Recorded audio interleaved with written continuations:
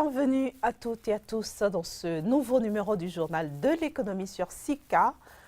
On démarre tout de suite avec un aperçu du menu. Le Burkina Faso tourne la page du paiement des salaires en espèces. Les fonctionnaires seront désormais payés par virement bancaire dans le pays.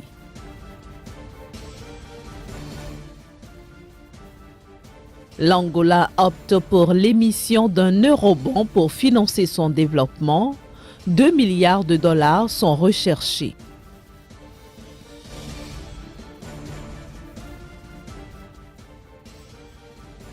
Enfin, la Tunisie a récolté 220 millions de dollars en exportant ses dattes durant la saison 2016-2017. Bientôt donc la fin des paiements en espèces des salaires pour les fonctionnaires et autres agents de l'État au Burkina Faso. Le gouvernement de Roch-Marc Christian Kaboré a en effet opté pour la bancarisation intégrale des salaires des agents publics de l'État.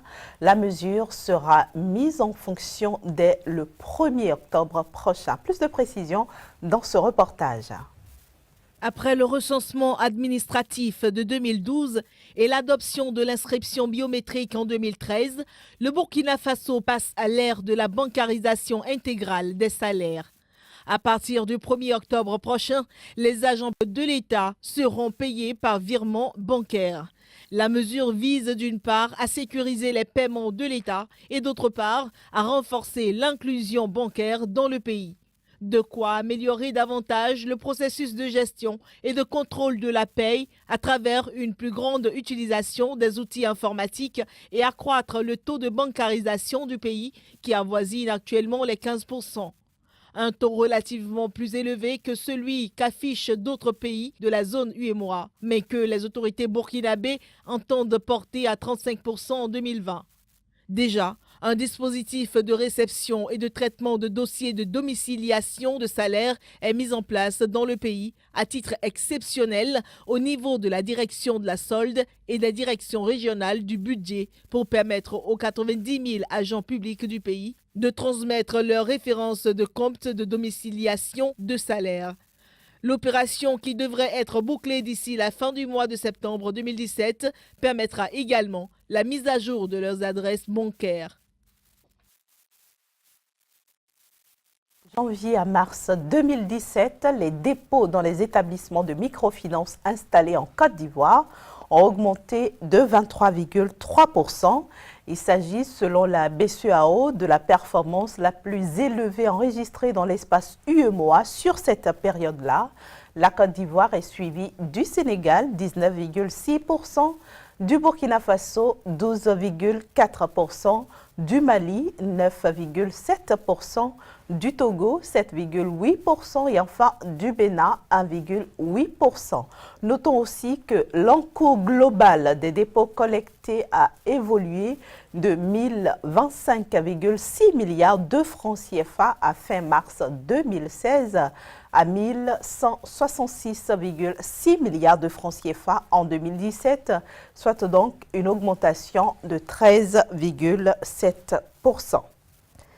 Le ministre angolais des Finances a été autorisé par un décret présidentiel à présenter un eurobond évalué à 2 milliards de dollars, ceci pour faire face au contexte économique ambiant du pays marqué par de réels besoins de financement chiffrés à plus de 28 milliards de dollars. Reportage.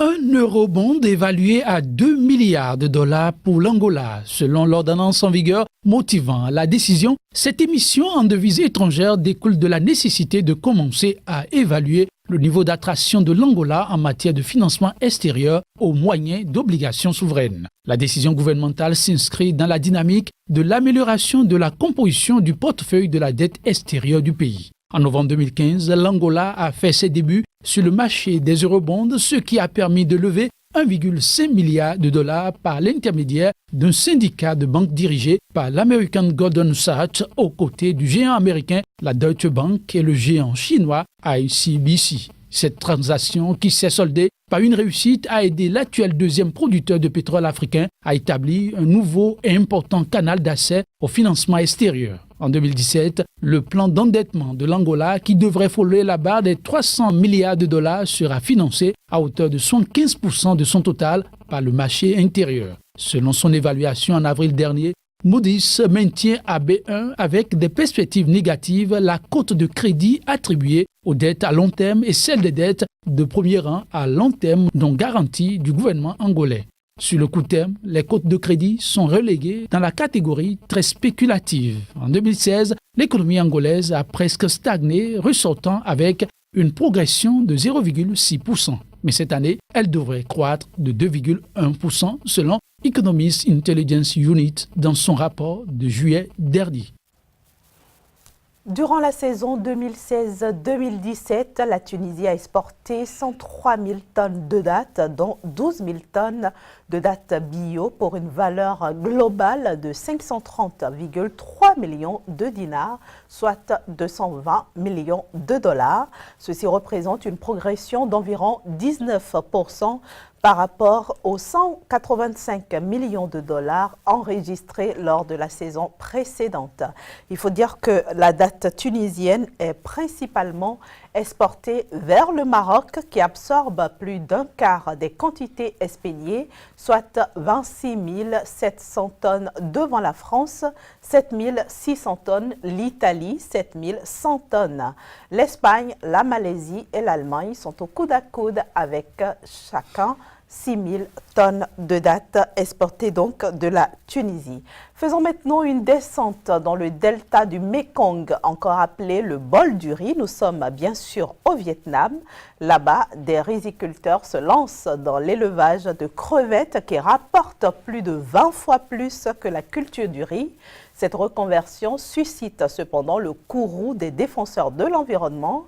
Ces derniers s'inquiètent en effet de la multiplication des fermes de crevettes dans cette région, une région déjà touchée par un problème de salinisation de ses eaux.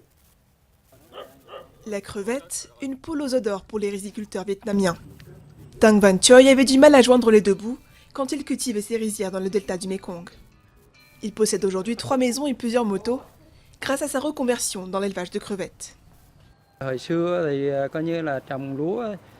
Avant, quand je cultivais du riz, je n'aurais jamais imaginé avoir une belle maison, l'électricité et de l'eau propre, comme aujourd'hui.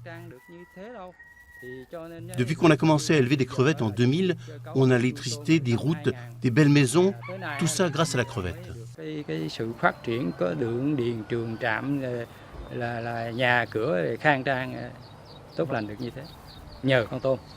Comme Choi, des milliers de fermiers se sont lancés dans la crevette, dans cette région pauvre surnommée le bol de riz du Vietnam. Malgré les risques de maladies et de pollution, ceux prêts à prendre le pari peuvent gagner jusqu'à plus de 20 fois plus qu'avec le riz. Une industrie florissante depuis les années 90 et l'infiltration de l'eau de mer salée dans les rizières liée au réchauffement climatique. Les autorités tentent maintenant de protéger les zones d'eau douce nécessaires à la culture du riz, mais les paysans trépignent. J'aurais aimé élever des crevettes à l'endroit où je cultive du riz.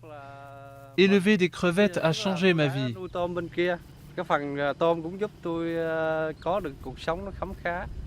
La destruction des forêts de mangroves pour laisser place aux fermes met aussi en péril l'écosystème du littoral. Une expansion qui n'est pas prête de ralentir. Le gouvernement veut tripler les chiffres de l'exportation d'ici 2025, sans préciser comment il compte résoudre son dilemme entre course au profit et préservation de l'écosystème. On retrouve pour la suite de ce journal de l'économie.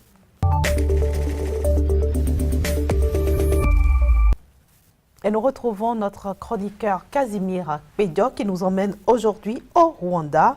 Le Rwanda, Casimir Pédio, qui est éligible au fonds de l'Association internationale de développement. C'est bien ça, Inès. Il faut dire que le pays a pu obtenir la meilleure note au niveau du continent, notamment au niveau de l'Afrique subsaharienne, en s'arrogeant les 4 points sur les 6 au regard des performances au niveau de son économie, au niveau de sa politique et également au niveau du social. Le Rwanda aujourd'hui est éligible, selon selon donc, la Banque mondiale, notamment au niveau de ses structures statistiques, le Rwanda pourra aujourd'hui bénéficier de l'assistance sociale de l'Association internationale donc, de développement qui met à la disposition des pays pauvres une certaine cagnotte pouvant leur permettre de renforcer davantage leur politique en faveur donc, de la population, mais également de l'économie. Mais que vaut réellement ce classement de la Banque mondiale? Quand on dit que le Rwanda a 4 points sur 6, qu'est-ce que ça signifie exactement? Alors, il faut déjà dire que le Fonds monétaire international, FMI, ou la Banque mondiale, deux structures donc, de Bretton Woods, essaient donc de quadriller un peu les nations, notamment les pays en voie de développement et surtout les pays à faible revenu tels que donc, nos pays par ici. Et donc, il y a un certain nombre d'indicateurs de performance qui sont identifiés pour permettre donc d'évaluer comment est-ce que ces pays gèrent leur politique économique, leur politique structurelle. Alors, il y a ce qu'on appelle la CPIA, qui est une structure, qui est une mesure de performance de nos États qui, à la fin de chaque année budgétaire, essaie d'évaluer la performance. Alors, au regard des performances évaluées sur l'ensemble des 54 pays, il s'est avéré aujourd'hui que le Rwanda tient donc la performance des meilleurs au niveau donc de l'Afrique de l'Est, mais aussi au niveau du continent. Et ceci au regard des 16 domaines évalués dans ce pays. Le Rwanda aujourd'hui s'affiche avec une très bonne performance en termes donc de politique macroéconomique, mais aussi en termes d'accès des populations aux 5 besoins fondamentaux tels que l'alimentation, la santé, la nutrition et bien d'autres encore. Alors, vous avez parlé de 16 points, 16 domaines qui ont été évalués. Quels sont ces domaines exactement? Alors, il faut déjà dire que ces domaines, au nombre de 16, regroupent les indicateurs donc, au niveau de la santé, les indicateurs au niveau de l'accès des populations à l'eau potable, les indicateurs au niveau de l'éducation, les indicateurs au niveau aussi de l'État en termes de bonne gestion. Alors, ces indicateurs ont été regroupés en 4 donc, blocs qu'on peut réunir au niveau de la gestion économique, au niveau de la politique structurelle, des politiques d'inclusion sociale et d'équité et la gestion des institutions du secteur public. Tout ça réuni fait aujourd'hui que la Banque mondiale peut donc décider d'octroyer des prêts à taux 0% au niveau donc des pays qui ont donné une très bonne performance. L'information qui n'est pas du tout bonne sur le continent, c'est que la majorité des pays n'ont pas pu franchir le niveau de 3 points. La moyenne, donc, la majorité des pays n'ont pas pu franchir cela pour des raisons personnelles liées donc à la sécurité dans les pays, mais aussi à la situation internationale frappée donc par le prix du pétrole qui a chuté. Mais lorsqu'on prend les pays individuellement, comme je l'ai dit, il y a le Rwanda qui s'affiche premier, vient ensuite certains pays comme le Kenya, comme le Sénégal, qui ont quand même travaillé, qui ont dépassé donc la barre des 3 comme la moyenne. Alors, Kazmi Pédia, pour conclure, qu'est-ce que ce classement va apporter concrètement au développement du Rwanda? Qu'est-ce qu'on peut attendre de l'avenir de ce pays? C'est déjà que le pays a lui-même élaboré donc, un document pouvant permettre aujourd'hui de se lancer dans une perspective de développement. C'est aussi que la Banque mondiale pourra donc jouer de plein pied au niveau des institutions financières pour que des aides soient octroyées donc, à ce pays parce que ce pays répond en termes donc, de gestion, de bonne gestion de ces fonds-là. Et donc, d'ici à là, en tout cas pour 2020, le pays est en train donc de s'inscrire dans les pays intermédiaires, c'est-à-dire les pays qui vont quitter l'étape de pauvreté vers l'émergence. Et donc, on pourra suivre d'ici à là l'évolution de ces performances-là avec Kigali pour voir un peu si effectivement ce n'est pas une intention politique, si c'est une réalité dans la gestion de l'économie du pays. Et nous espérons que vous reviendrez, Casimir Pédia, sur ce plateau pour nous dire si le Rwanda a tenu le pari. Avec le même plaisir toujours. Et on se donne rendez-vous demain pour un autre thème sur ce plateau. À vous aussi, chers amis téléspectateurs, je dis à demain dans un nouveau numéro du Journal de l'économie.